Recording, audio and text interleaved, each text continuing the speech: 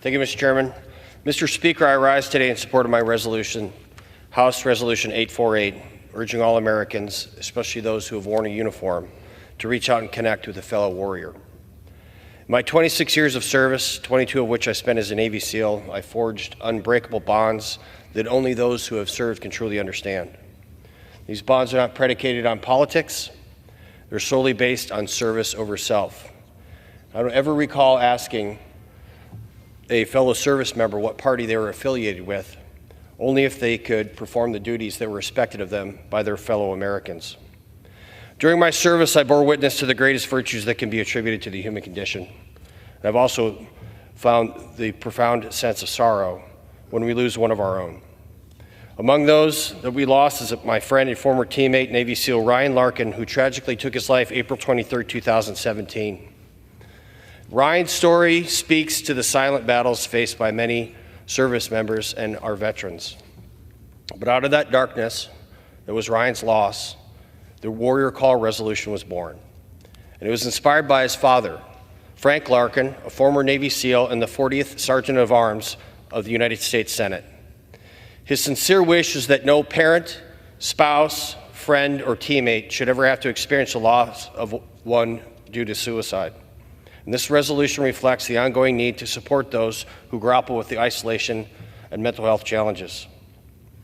Every year, our nation sets aside a day for the men and women who gave their lives for freedom. That's Memorial Day. For those that previously defended our freedom, that's Veterans Day. For those who are currently defending our freedom, that's Armed Forces Day. Well, this resolution serves a different purpose.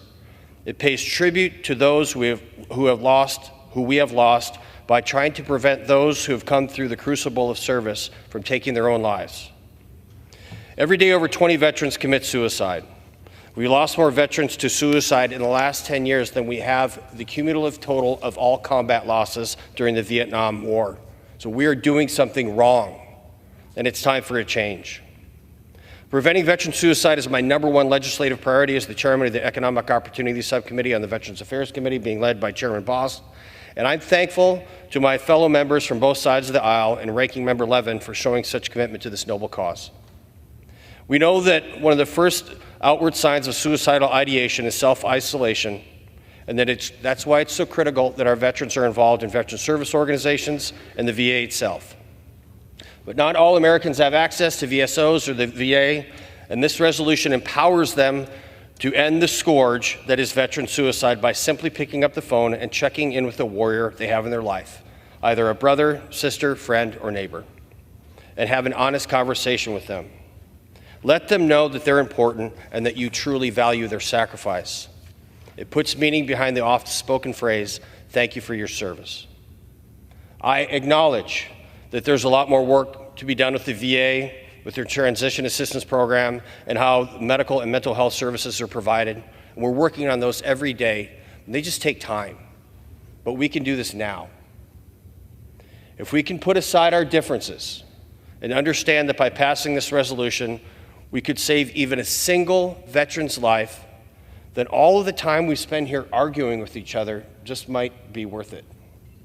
I urge all members to support my resolution to recognize the selfless gifts these individuals have given us, and with that, I yield back. Gentleman yields.